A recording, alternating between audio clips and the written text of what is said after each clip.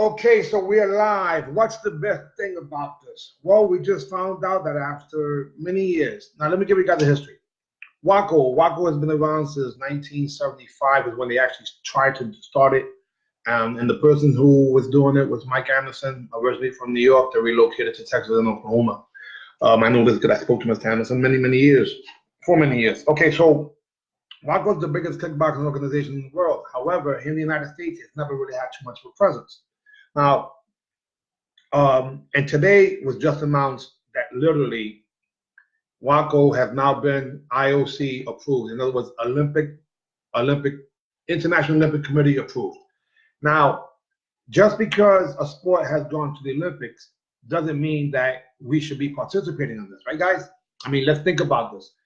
If that was the case, why aren't we all doing judo? So this little rant right now is not Waco, but anti-IOC, International Olympic Committee. Why? Because have you seen what they've done to Taekwondo?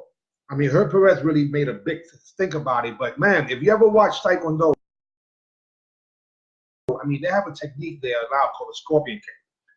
Just like when Cynthia Rothrock used to grab with her leg going backwards, they allow that Taekwondo. I literally put a video of that. Now, after they kick the person like that, they almost fall on their face. Nonsense to me. But they go crazy because I guess it's a good technique. But it wouldn't work in the street. We forget this martial arts is supposed to be self-defense based, not just plain tag based. Okay, next thing. WKF, World Karate Federation, they're going to the Olympics in 2000, next year. Japan, no, 2019 or 2020. So Japan has karate going to the Olympics. And you figure, well, that's karate. Well, now they look more like what we used to do. They got boots on their feet. They have gloves in their hands.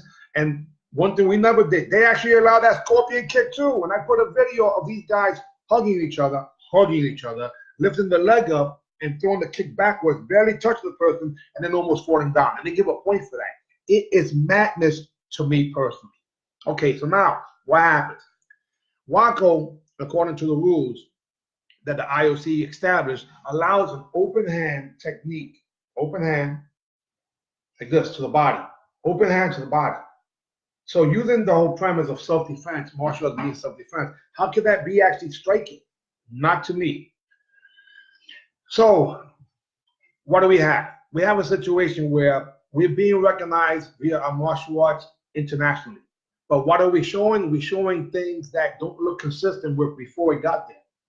In other words, it does not look like, imagine if the Olympics all of a sudden decided that in order to play basketball, to make it more family friendly, you do not actually have to have the ball going the hoop. Just hit the rim.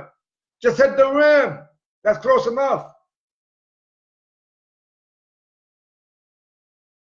That happens in sport karate, as we call it here in the United States, which is why you see people throwing techniques to the shoulder, and the person doesn't even get mad that they gave a point to another person, because that's just the way things are. That's hitting the rim.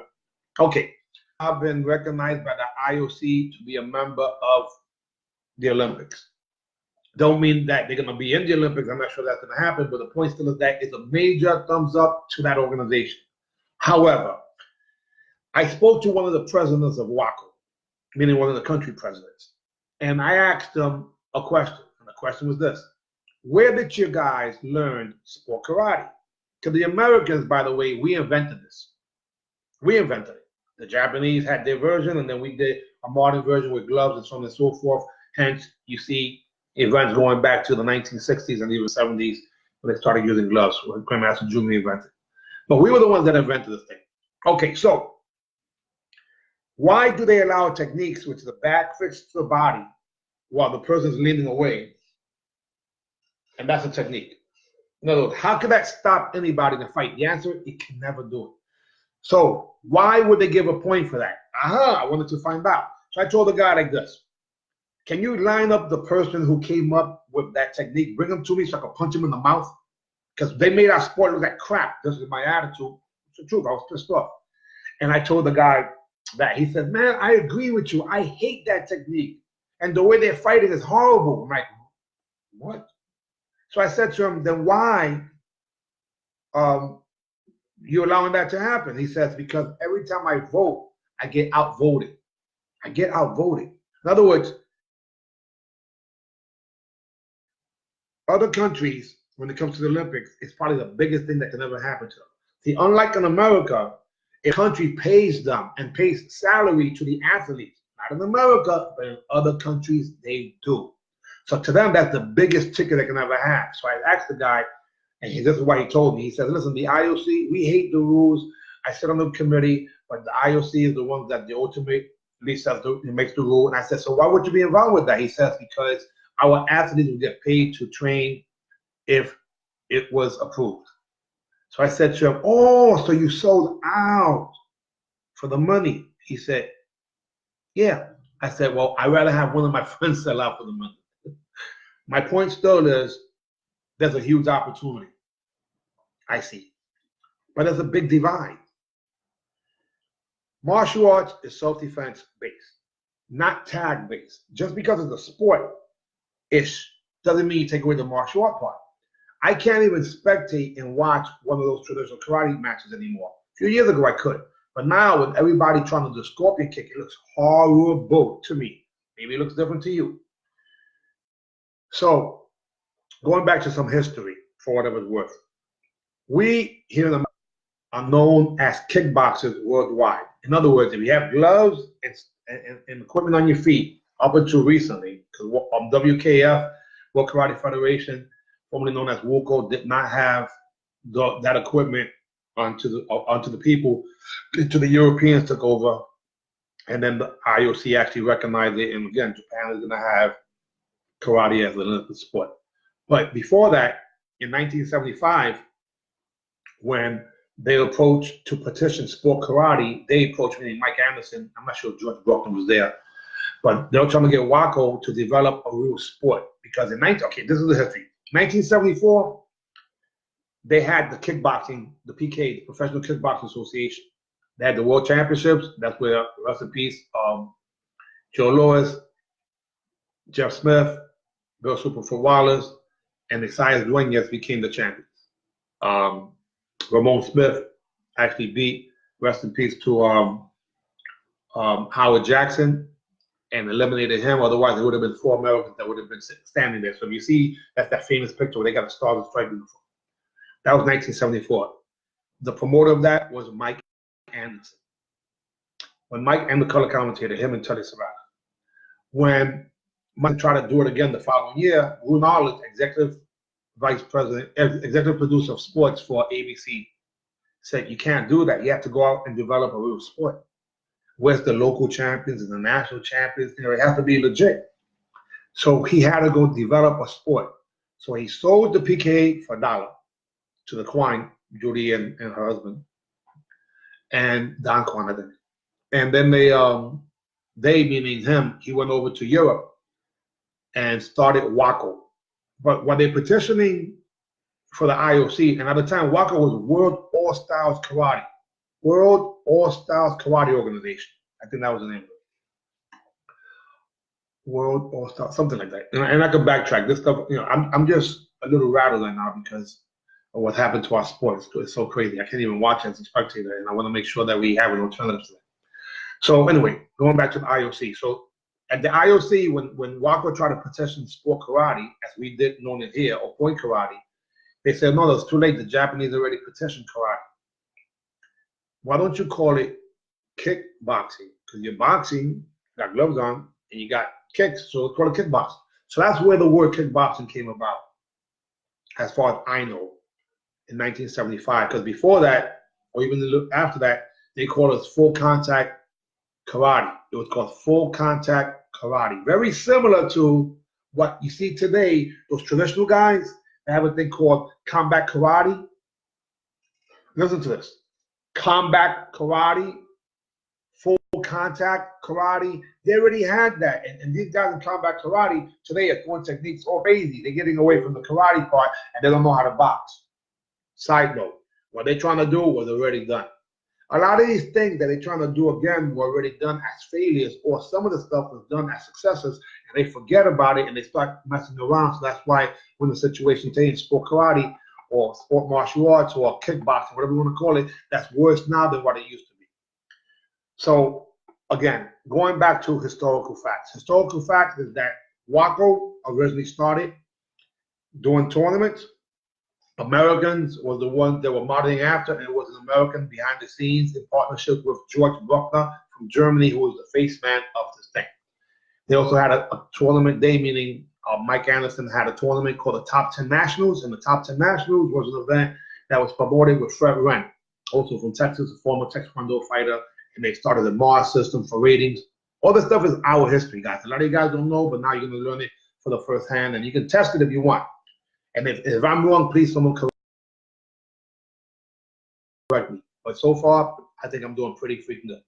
So, because I had a chance to actually speak to some of these people. Anyway, so Waco turns around, becomes the organization. Now, here in the United States, Waco was not even recognized, but Mike Anderson used to get someone like Jeff Smith to be the coach of a team, and they used to bring over, and they did, incredible fighters.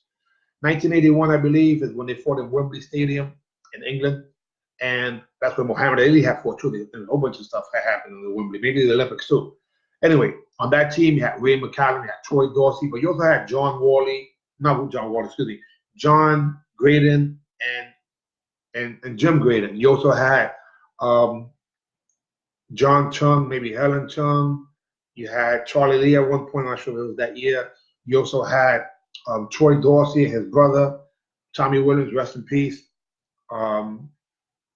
Nasty Anderson, I'm not sure if Linda Dunley was that year. So you had really a hand-picked team to represent the United States at the Waco World Championships, and they happened every 2 years. But Waco in 1985 ended up having to split.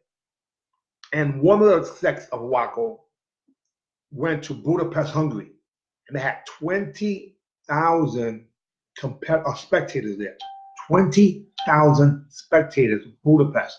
I'm going to interview Kevin the Jedi Brewerton, who actually fought in that World Championships in Budapest, and that was 1985. That's when Waco again had split into two different sects. Anyhow, you know, it's kind of draining when I think about this whole thing, because most people in martial arts have no freaking idea any history. But the point is that when the IOC grabs a sport, I'm not sure if Jay Bell was actually in that particular team, but he did. But he might have. So her Leroy Taylor. Throughout the years, they used to have these fighters, and Jay Bell was one of the many fighters that fought on one of the teams. And I'm not sure. And I'm gonna backtrack, guys. I will backtrack because Waco becoming the biggest organization for kickboxing never made it big here in the United States, to the point where in 1993 we had the World Championships in Atlantic City, and to me it was one of the most embarrassing things ever, because nobody even knew the World Championships were happening. Waco meant nothing in America, so we had no spectators in this big Taj Mahal, which was crazy, and there was no spectators there. And then when we got our awards, the medals that we got were like from 1912 or some nonsense. Crazy.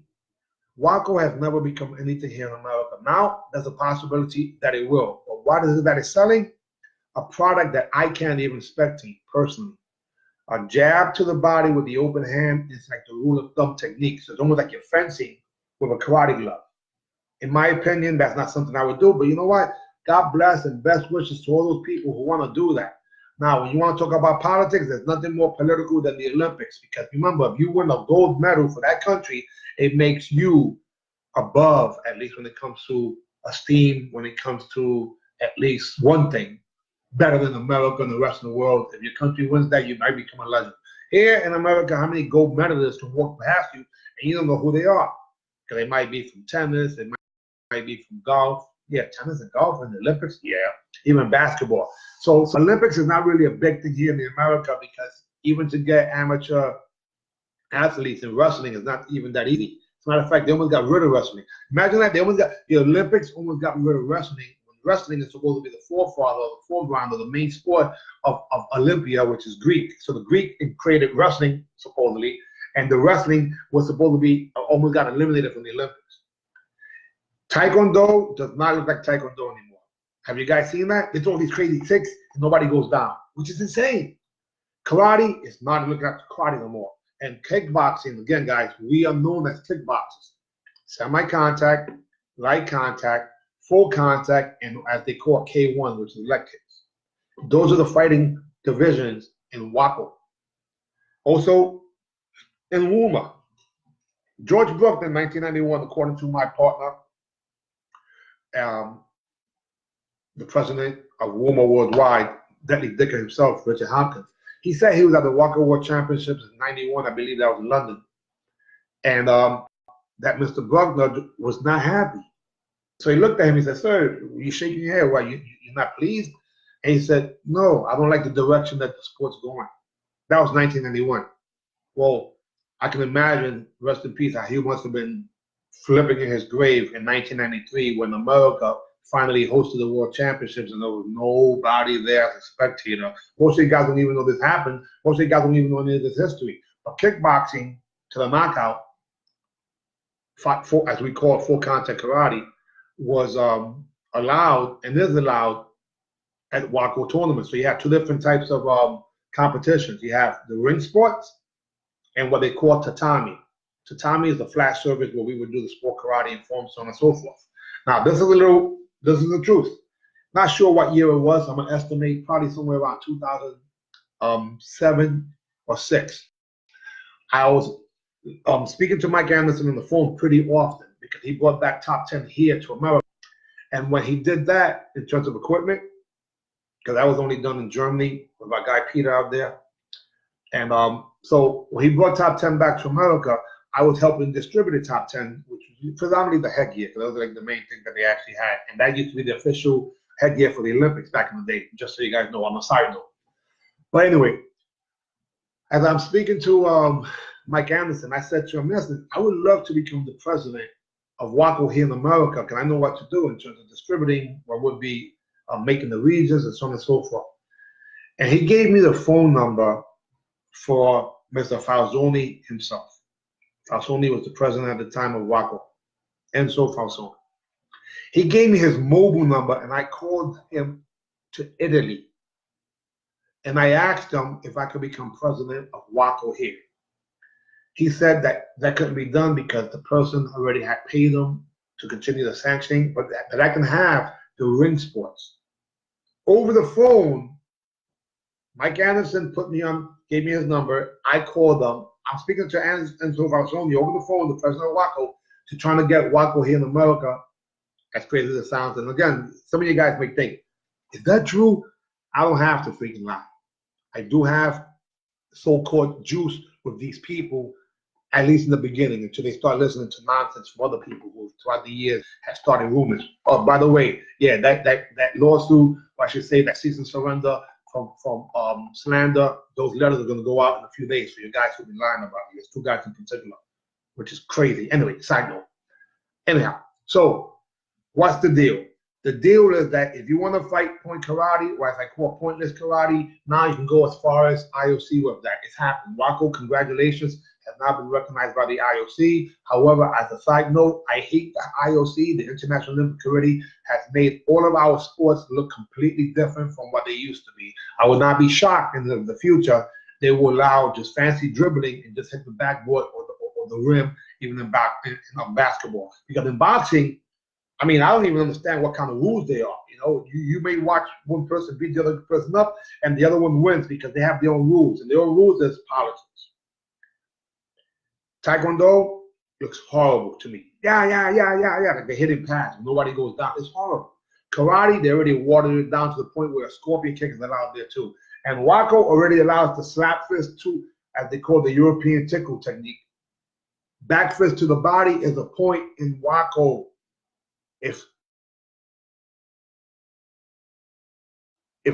So let's backtrack. If this comes from American Sport Karate as we created it, then why aren't we in control of what will be the rules of it? And it became the authority because George Bruckner was the first president of WACO.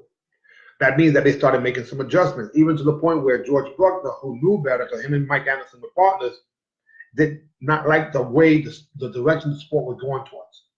So today, I don't know if he would be happy of that fact, rest in peace to him, but when it comes down to it, guys, pointless karate is exactly what has taken over, so congratulations to those people. For those of you who choose not to do that, we have an alternative. WUMA has been around since 1989, and we will never sell out. Karate should still look like martial arts. And it's sad for me to say that most of you guys who have not been around before the 1990s, which is most of you, you have no idea. So I promise you this, I will be continuing to put videos so that you guys know the alternative to what is happening now. We're supposed to be black belts and dangerous. Show one of your friends who are not martial artists any of today's fights, and you tell me what they say when they see people throwing techniques like that, or the person who actually is on the floor getting a point. It's not a spectator-friendly sport. However, it could still look like martial arts. The other day, someone put a video, and I shared it, of these guys doing these crazy kicks, and it looked like it was Taekwondo, but it was a traditional karate tournament, Wuko, like a few years ago. And that looked awesome. And I still believe that we can look and do better than that. Now, I can say this. Well, the reason I say that is this. Again, I'm exposing the truth. I'll give you a little history on that. A few years ago, I became the authority when it came to martial arts uniforms. Now, as we know, my company went to hell in the handbag, but nobody ever wrote me a personal check. My company went under, and I still have made good on the majority of the people of uniforms that my company that went under owed. In other words, uniforms, I wasn't the company. I was a partner, and it doesn't matter. I've been doing good on this. All right. So I had a financial vested interest in tournaments being successful. So I spoke to somebody, and I asked him a question. And warning, it's going to be a little graphic. The question was, what the fuck happened to sport karate? What kind of bull crap is that they give a point for that slap to the damn shoulder and the guy on the floor? Sorry, guys, but this is the question I asked. And I still wanted to know what the hell happened. And I asked the guy, do you enjoy yourself when you're watching the fighting? And he said, what do you mean? I said, because to me, this is nonsense. And I said to him, you know, there's more people who used to compete, and there are people who do compete, and the people who used to compete have more students. So if you got them to come back and compete, by definition, the tournaments will get bigger.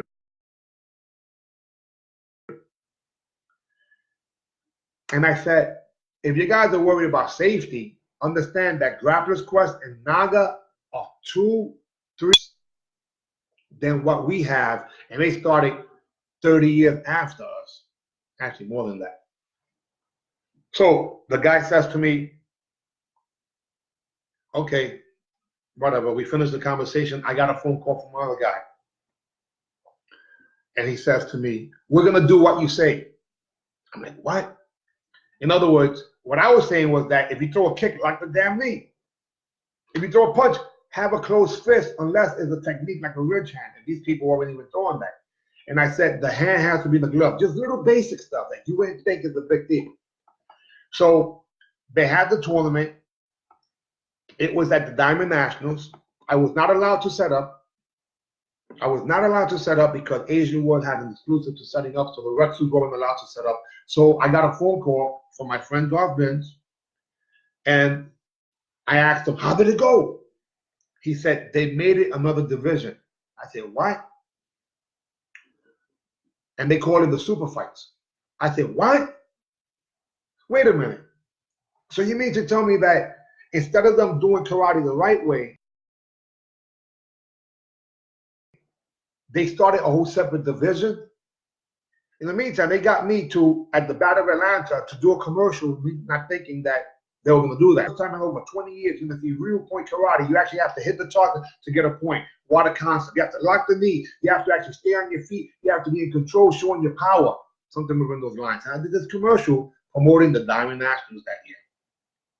I wasn't allowed to go because I couldn't set up, and I wasn't a competitor at the time, so I didn't go to the tournament. So look at what happens. I make a phone call on that Monday, not actually Tuesday. I let the guy get another day, and I asked the guy. I said, "How did it go?" He said, "Oh, it went wonderful." I said, "But you had it as a separate division. You called it the super fights. Wasn't the super fights the 2-round point matches that you had before the full contact fights in the PK days?" He said, "Yeah, but we still own the rights to that." I said, "Okay. So what is this super fight. Is it full contact? Oh no. I said, is it MMA? He said, oh no. I said, then what is it? He said, it's point karate. So that's when I said, don't you realize what you just did? He said, what? I said, well, by definition, if that's point karate, then whoever did the other division is a pointless champion because they don't really have to score to get a point. So the super fights was where you had to hit the person to get a point. That means that other one was called pointless karate. This was about 12 years ago. So I decided that instead of giving the ideas to these so-called powers that be, for example, I also shared some information with another guy back in the days where I became the karate champion and he became the promoter, and all of a sudden, from states like Texas, Chicago, and California actually got involved with us in sport karate. Let me give that damn history anyway. Now, I'm going to give the history. It used to be where if you had, I hit you, I get a point. I don't hit you, I don't get a point. Now, of course, there was always politics everywhere, but that's not what I'm talking about. I'm talking about in terms of the rules. So now, in 1979, 1978, let's say in 1985, you would go to a tournament in California, and you would get kicked to the groin as one of the many options. Not the only one. You can also kick to the head. Oh, by the way, all those tournaments that you see with Chuck Norris and all those guys competing, the groin was an actual target, just so you know. Okay, so what happens? You fight in the tournament, you get kicked to the groin, it's a point. Sometimes you go to a region, you would get kicked to the back, and it will be a point. Now, Karate Illustrated was where the ratings came out. You had A-rated and you had B-rated. A-rated were national tournaments, which Keith Vitale and these guys actually started that off, and then you had the local tournaments, the regional tournaments. We were Region 11, and then, of course, Region 12 was New England, Region 10 was the DMV, Florida was 9, and so on and so forth. We had a whole bunch of 8. So every region knew their regional champion, and we can actually read to see who was rated. Okay, fighting forms and weapons, by the way, men and women. The top 10 men, the top 5 forms, and so on and so forth. During that time, the fighters were the kings.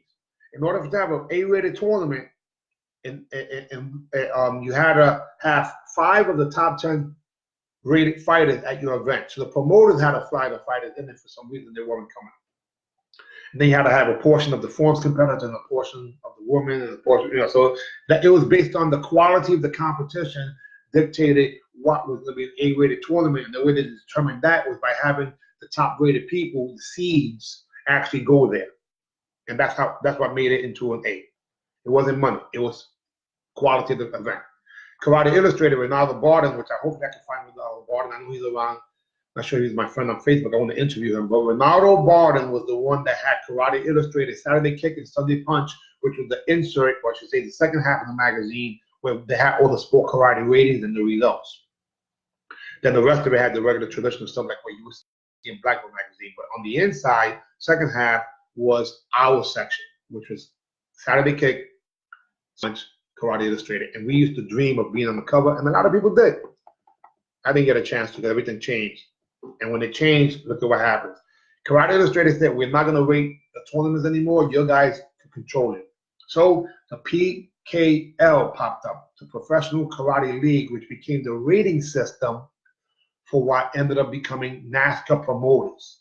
The North American Sport Karate Association were the promoters themselves, and then the rating was going to be done by the PKO, which is Glenn Hart out of Massachusetts.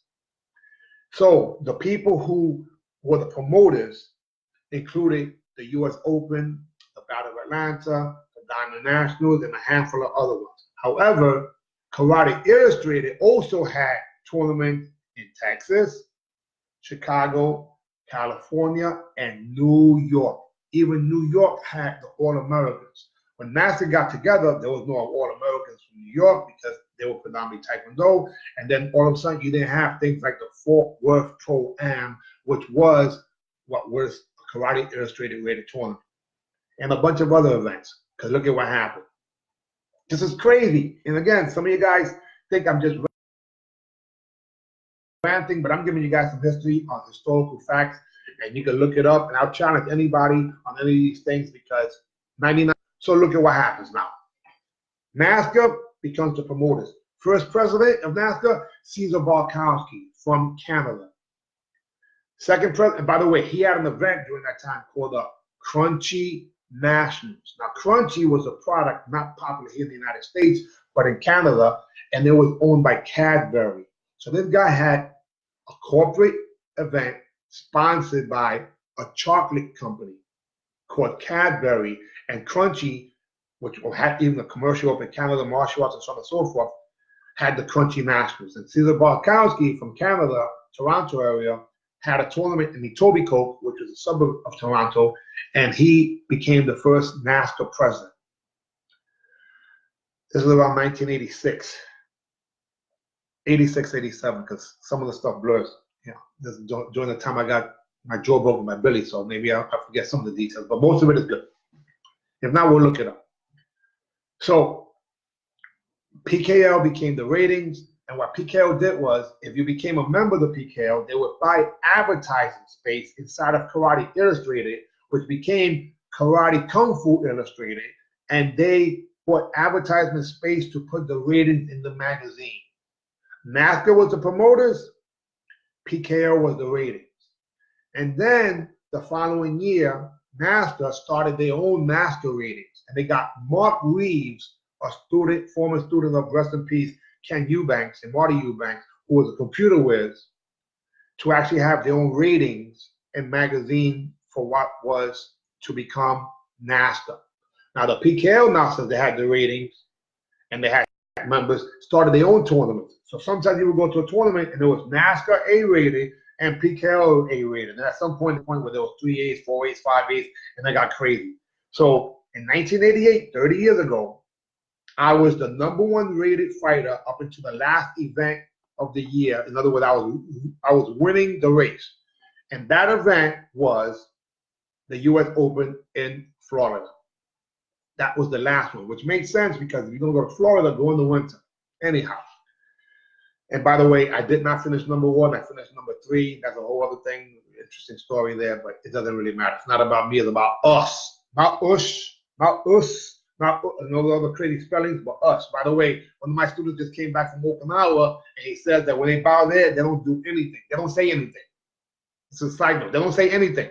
And the Okinawans invented karate, not the Japanese guys. The Okinawans. So if the Okinawans bow and they don't say anything, then maybe we shouldn't either.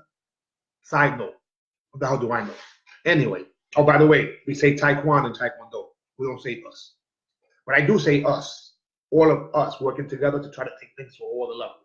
Going back to what happened. 1988, NASCAR now becomes an authority. They have their own ratings. They have their own little magazine. The same thing with what was the PKL. So the PKL puts their ratings in the magazine by buying ad space. Then the thing comes out around the same time, around 87, called Smash. And Smash was a newspaper which used to report on all the different tournaments based out of Johnstown, I believe, New York. And that magazine started reporting certain things, and NASCAR got upset. And they kicked the guy, Boyce Lydell, who had this magazine, out of NASCAR because he was writing some of the truths, some of the things that actually happened inside of those meetings. Every NASCAR tournament or every karate tournament also had these meetings, and these meetings had fallouts. So what happens? Cesar Barkowski becomes the president. A few weeks after, Jim Lantra became the president, and then a few hours after that, the new president became Larry Conahan, Minnesota, Diamond Nationals, with real partners, including John Worley, former partners and connected with Pat Worley and Gordon Franks, who were also originally, all of them except for Gordon Franks, I believe, from Texas, and they come from Jun Rhee Taekwondo. Jun Rhee Taekwondo in Texas. They relocate to the Washington, D.C. area where Master Rhee, rest in peace, went there. And then from there, they relocated to become Mid-America, or say Jun Rhee Institute of Mid-America. Eventually, they broke away and started Mid-America Karate, and then they split into two different things. One was National Karate, and the other one, I think, I'm not even sure what it is, but Pat and John, the two main people, broke two different ways. And one of them became the NASCAR behind-the-scene partner with the Diamond Nationals, while the other one, the face of the group, became Larry Conahan, which is a great guy. And I hope his wife is doing better, by the way. Anyhow, side note. So back to 1988. During that time, if you fought 3 seconds to score on that person, 1988. Let's go back to like 1986. 1986, those A-rated tournaments in Karate Illustrated, if you fought in Texas, they had a groin kick. If you fought in Chicago, they had a groin kick. You fought in California, they had a groin kick in other parts of the country, including some tournaments in New England. Now, when Karate Illustrated stopped that and NASCA became the promoters, none of the people from those areas that actually had, right, my ear is really ringing right now. I guess you guys are talking about me, which is okay. I don't care. I'm telling you guys the truth. History that you may not know. My ear's really, really, really ringing. I guess that's a good sign. Anyhow, back to the story. So what ended up happening is that these tournaments all of a sudden became different. And what I mean by different is this. You would go and they said no more sweeps. What? No, you can only sweep the front leg to knock them off balance. When the technique that we used to do was to sweep the back leg. So if you're the Kung Fu stylist, you could do a cartwheel or somebody and they give you a point for that if you hit the person. You could do a scissor takedown and follow up. They will give you a point for that. And this was awesome. So it didn't matter what style you was from. They just had these rules. They could fight on the same rules regardless of what style. So if you're Taekwondo and you have some good kicks, you had to worry about a guy who might sweep you. Or you know, so you had to get, or if the guy kicks, you had to get real good at blocking and punching the person. So the styles made you get better. So what happened was under NASCA, they got rid of the groin kick. Why would they do that? Because they Taekwondo stylists. Of course, they're going to get rid of the groin kick. They figure it doesn't look good. Okay, even though this is supposed to be martial arts based, or I should say self-defense based, and the kick to the groin, I think it works well. To me, I never complain. If you fight based on the rules, that means you're not really fighting. That's called I'm competing. Because in the street, there are no rules. So I didn't mind if the rules were a little different, so to speak, because I wanted to get versatile. Same way when you got kicked to the back, you would get a point at Atlantic Oil tournaments, and I won't even talk about that yet, but then again, I might. So what happens? They got rid of the sweep. They got rid of the groin kick. And then somehow they made the kick 2 points. Well, they just made it into Taekwondo. So now if you're a Taekwondo stylist, they made it easier for you to win. But of course, these people come from Taekwondo. So why wouldn't they want to, if they're put in a position of leadership, get rid of the techniques that makes it difficult for them to win, which were groin kicks and sweeps. Then they had a thing called down fighting where you had 3 seconds. 1980, I remember Larry Carnahan going 1, 2, counting out so I had 3 seconds to score on the person. That's 1988, the last year that we ever saw sport karate, which was crazy because by 1989, the Grand Championship, which used to be $1,000 for one person, was divided into 3 different categories, 3 different weights, and they actually, you made $300. And to collect your money, you win in New York, we had to collect the money in California at the next event, or vice versa. It was insane. So a lot of people disappeared from the sport because it didn't look like what we were used to. Because think about it, if you're a groin kick fighter, that's the way you nullify a high kick. If they take that away, then you may not want to compete no more, and you didn't, so you start your own tournament circuit. And they did. Others, like the TPA was really big in California, and the tournament that they actually had that was on the NASCA tournament in 1988 had nothing to do with what would be the normal California, because they had it in Palm Springs. It wasn't in the areas that people were used to. It was the areas where they were able to position these people who were going to be playing by their rules, and their rules were no groin kicks and no sweeps. In the meantime, the biggest tournament that they ever had here in the United States, you know what? You guys can actually post what. I want you to write down what is the biggest events that were happening in the 1980s, for those of you who were around, in the United States. Were they the Long Beach Internationals? Were they the Battle of Atlanta? You know, and those are 2 hints. Whether the All-Americans, were the tournaments that somebody else. In New York, the biggest tournament for a long time was Empire State. That was our A-rated tournament in New York City. It wasn't the All-Americans, that became only Taekwondo with S. Henry Cho, but that was in Madison Square Gardens so far. But so this is a 2-part question. what were the biggest tournaments of yesteryear? Battle of Atlanta, Long Beach Internationals, etc. And or today, what are the biggest so-called sport karate martial arts tournaments? I want you guys to post that when I continue. Because I have an answer. I might be wrong, but you can test these things. See, guys, I'm voicing my opinion. There is a lot of history behind this. Some of it you can test it, but this is 100% of what I believe is to be accurate. If I am changed by some real information from other people, like giving me, then you know, I'll change my belief. But just so you know, there's 3 people that were promoters that I spoke to for years, and some I continue to speak to. One of them was Great Grandmaster Aaron Banks. He was my mentor and my public relations guy in the 1990s, and that's the reason why I got my school on Broadway back in the days. That's the reason why I was on Good Day and David Letterman and the morning show with Regis and a whole bunch of newspapers. So that was Grandmaster Aaron Banks. The second person was Mike Anderson, who invented the PKA, WACO, Top 10, and a whole bunch of other things you guys may not even realize, because he's the real reason why the IOC today has recognized WACO as a sport. IOC is International Olympic Committee. No guesses out there? Come on, guys, what the hell? What's the biggest tournament of yesteryear, and what's the biggest tournament now? Somebody, you guys are just freaking watching. That's another thing too. I know frenemies like to watch and see what the hell I'm doing, and they're going to turn around and try to copy my shit afterwards. The guys always do that, freaking clowns. Anyhow, so what ended up happening with martial arts is it got dissected, it got divided. Traditionalists went that way, and they were doing AAU.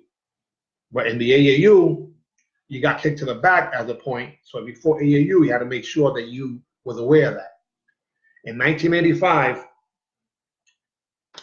we had a tournament. Was it 85 or 86? Again, I'm a little blurry with this, even though I interviewed the guy who created it and I was there. But 1986, I can say this. Madison Square Garden Spell Forum was where we had the World Championships. The Battle of Atlanta was the biggest tournament when it came to what today we know as NASCAR. But the Long Beach Internationals were a lot bigger than that, because Kempo was a dominant style worldwide, especially on the West Coast, and they were able to have a whole bunch of people compete in the Long Beach Internationals also. So those were the biggest tournament on the West Coast. Ocean State wasn't even close. Ocean State's today, oh, you talking about today? No. Today the biggest tournaments will be the ATA event. I laugh when people say, you know, you're not supposed to go compete in tournaments, because if you do, you're going to lose students. The American Taekwondo Association, regardless, guys, whether you like it or not, whether you hear it or not, are the biggest events that you can see and have. These guys have, I believe, like 4,000 square, like 4,000 schools that are involved. Imagine that. Crazy. The Long Beach International, I remember, the ATA, the American Taekwondo Association, has bigger tournaments than any master tournament would ever have, because they have about 3,000 to 4,000, I think, schools. You know, the USTU, no, that, okay, let's talk about that. The USTU is what will be equivalent to, in the United States, the USANKF, which is the United States level of the WKF. WKF is the World Karate Federation. Here in America, that will be equivalent also to the USTU for what would be the WTF for Taekwondo, but they're not as big as what would be the ATA, which is an independent organization that's able to do things that they like. So they have the traditional stuff, but then you can also do the extreme forms and weapons in there also. So when you're independent and authorities are not telling you what to do, you get a chance to be creative. So remember, the IOC is the most political operation in sports in the world is the IOC, because it makes countries look good. What have they done to boxing, where you can watch a match and not even know who won because they changed the rules in so many ways? You should know that, buddy. Of all things, your boxing is your forte.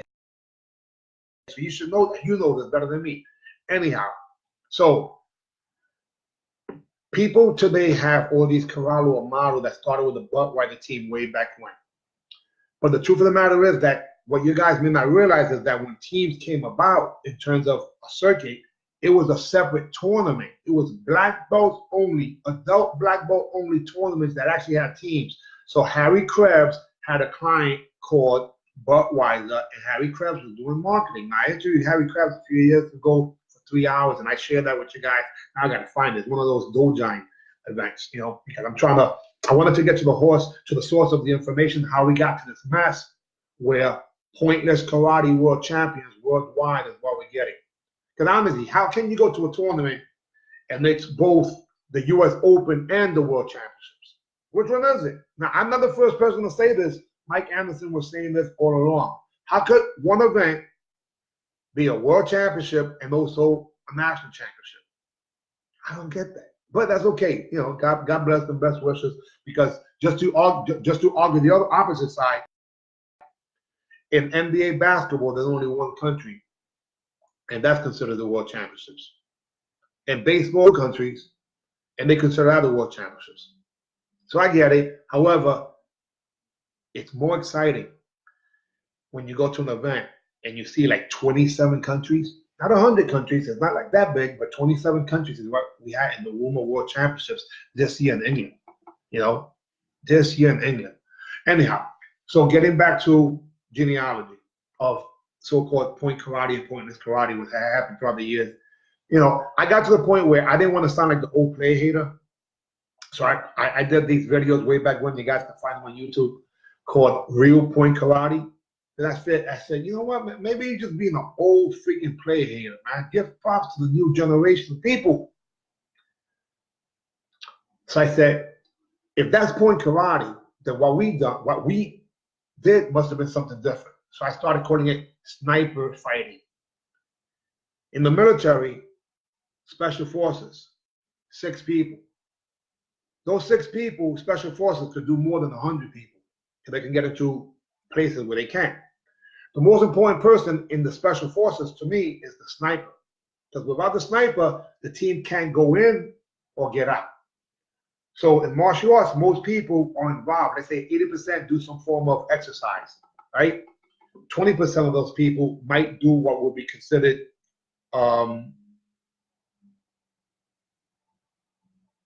wait, hold on a second. I just got sidetracked. 1,000 competitors is nothing, by the way. We had over 2,000 competitors at the Women's World Championships ourselves in England, just so you know. Let me see. Wow, I just got sidetracked, guys. I apologize. I can't read the notes. If I need the notes, it throws me off. Where was I? Teams. Budweiser puts together a budget for marketing, and they take a piece of that and they come up with this idea. Let's throw karate tournaments. Harry Krebs was a Kempo stylist living in New York. So he went and spoke to his friend, Toki Hill, and they went and got some people involved. They went to California and got, rest in peace, the founder of Kempo Karate, American Kempo, I should say, KEMPO, Mr. Ed Parker himself, became a coach. And then on the East Coast, he had Chuck Merriman, who was part of the AAU, and Billy Blanks, these guys. And so he was a coach also. So both these guys were coaches. Budweiser team now became the first professional karate team. And what they did was they got the top fighters, or some of the top fighters, and put them on one team. Which to me, I'll show you how and why that became the detriment of our sport. So what happened was this. They got these teams. They had the Budweiser tournaments. They had their own national karate, North American karate circuit, NAKC. So the NAKC now became what would be the ratings, as opposed to Karate Illustrated, separate of them, and separate from Star Ratings, which is another story. That's Kick Illustrated. Yeah, I'm going back. But anyway, so they had their own tournaments, and one of them was the Budweiser Liberty Classic. Now think about this. Why would an alcohol company be the sponsor for martial arts when we're supposed to be the opposite of that? You know, we're supposed to be holistic, quality living people. That's just a side note. But when the Budweiser team came out, then now all of a sudden, Lowenbaum and Miller Lite, owned by the same company, came out and started a team. And before you know it, other teams tried to get together, the Miami Vice team, and then they had a team called Mayo that was sponsored by another. We fight in Hunter College, and whoever wins in Hunter College elimination goes to fight in the finals at the Felt Forum in Madison Square Garden. And they had this thing called ESPN TV, which was new at the time. Cable TV was actually recording it. So the Budweiser Liberty Classic was the promotion. Now NAKC was Budweiser's what would have been ratings, and then they had a team. Why was it that every single Budweiser tournament that a Budweiser team member was the winner? Let's just say it's coincidence. Okay, we're gonna fast forward that to when Budweiser was gone now. But again, Budweiser was only a black belt adult tournament. Black belt adult only tournament. And the competition was phenomenal. I gotta say, I put a video the other day that showed multiple divisions, and you see people, and I was the only guy from New York. Just so you know, this is a fact. The only guy from New York to make it to the finals of fighting. I won the middleweight division. That's where Billy Blank broke my jaw. And that's my biggest proud trophy, by the way, because after that, my performance level went higher.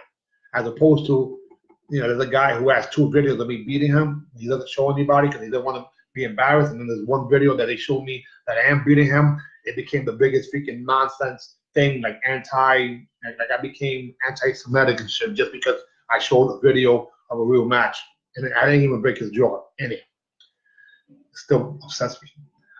So, Atlantic Oil was a company owned by John Doyce, and John Doyce was from Bermuda, or was living in Bermuda. When the Budweiser team didn't exist no more, in other words, when the budget was gone, then Atlantic Oil picked up, and the coach became the legendary Chuck Merriman. It came because of Skipper Ingram, not Skipper Mullen, Skipper Ingram, and they knew each other from New York when they were doing Goju with, I believe, Peter Urban down in the Tongue Dojo, not Tongue Dojo, sorry, at the dojo, Peter Urban School, rest in peace now. So it's 1980, maybe 7 or 88. Now I'm gelling these things together. Anyhow, they have a tournament called the Big, the Bermuda Invitational Grand, and they put together an Atlantic team, and they got the top 10 5 heavyweights to put them on one team. In other words, they took all the talent and put it on one team, which made it kind of difficult for you to spectate and enjoy yourself, because once these guys got on the team, not only were they on the team, but they were also getting paid bonuses if they competed in the team and won. In the tournament they won. The grand champion was $5,000. The grand champion forms was $1,000. $5,000 for fighting, $1,000 for forms. Why? Martial arts is supposed to be self-defense, the opposite. Now all the forms competitors who have never even sparred, some of them a day in their life, and they got black belts in the style of martial arts that's supposed to be kicking and punching. Not if it's Tai Chi. I'm talking about if it's kicking and punching, and you got a black belt but you never even sparred. How the hell are you gonna get a black belt in martial arts that's supposed to be kicking and punching but you never sparred? What the hell's that about? These are the people right now who are the stars of the industry. The Chinatown Dojo. Yes, sir. Thank you very much. Okay, so Atlantic has these tournaments, and what do? They do their own tournaments. So they had the Atlantic Oil tournament. New York was one of them. Eventually go to Bermuda. There was never a member, an Atlantic Oil tournament where an Atlantic Oil team member did not win. Now, call that a coincidence if you want, but let's think about this. If I have the money and I throw the tournament and I have the team and I fly in all of the judges, how could anybody else win? It became like a monopoly. Now, yes, these guys were already top fighters without having the help. Come on, let's think about this. But what I can say was that going to Bermuda, and I did, was like going over to Hans Island. The fact that I got to the tournament and I qualified by winning in New York, and then they flew me, food and hotel, 100% sponsored. So I'm not anti what would be sponsorship, but they should have focused the money onto the sport. And the sport was never teams. But just to be fair, again, the Atlantic Oil tournaments, just like the Budweiser teams, had no underbelts or children. It was a professional so-called league of top martial artists. But they should have just kept it independent and gave the money to the sport, and that would have grew as opposed to giving it to teams who, after a while, when the team members were on stage, they weren't even fighting against each other no more. They're already splitting the money. They were splitting the money, so why should they fight? Which is crazy to me. Anyhow, guys, I'm going to have to wrap this thing up. I apologize. I went off in a rant, but the congratulations to those people who have now become WACO approved. I should say IOC approved. WACO has now today become official kickboxing representative, because remember what we do is called kickboxing to IOC. And then we also have the karate, which is WKF, and they're in the Olympics in 2020. And WTF has been around for a long time. And my rant was how they've destroyed how our sports of fighting are looking with the IOC. Taekwondo does not look like Taekwondo. Under this, I'm going to post a video so you guys see the scorpion kick. Karate does not look like karate no more. And what we do in the kickboxing, allowing the jab to the body with the open hand as a technique, etc. When the IOC touches any sport, including boxing, it destroys the quality of the actual fight. And by the way, the only reason why the Olympics is big in other countries is because those countries actually support those athletes by paying them to train. In America, that doesn't happen. And I'm not complaining about that. I'm a capitalist, but I'm just giving you guys a fact. So even though WACO has now become the official Olympic bound, it is not going to be the cure for all. Because if that was the case, all of us would have been doing judo. Hey, I wonder, those of you who do judo out there, if you hear this, whenever it is, actually post what they did to judo. I'm sure they changed those rules too, because Taekwondo doesn't look like Taekwondo, and karate does not look like a karate, and kickboxing, which is our version of point karate, is not going to look like that either. Anyhow, guys, thank you for watching. A lot of this content will be edited and used for future references of the history of our sport. It's 2018, and I can say this. If you don't like the way sport martial arts is right now, well, there is a place for you with the World United Martial Arts Federation. WUMA has been around since 1989, and we did not drink the Kool-Aid. We did not drink the Kool-Aid. Thanks to Deadly Dicker, we actually have a quality martial arts competition, and I brought it over here to America. My partner, Mike Conroy, we have a lot of work to do. And those of you who are out there who have energy and education, contact us, join us, because we are literally putting together joint ventures with the promotions of the tournament and the school owners, working in conjunction with each other. We have speakers, increase your student count without selling out. And when it comes down to it, all of us, yes, all of us can do better. Teamwork makes the dream work, and let's get out of this damn nightmare. AB, see ya, I'm out of here. God bless. Thank you very much.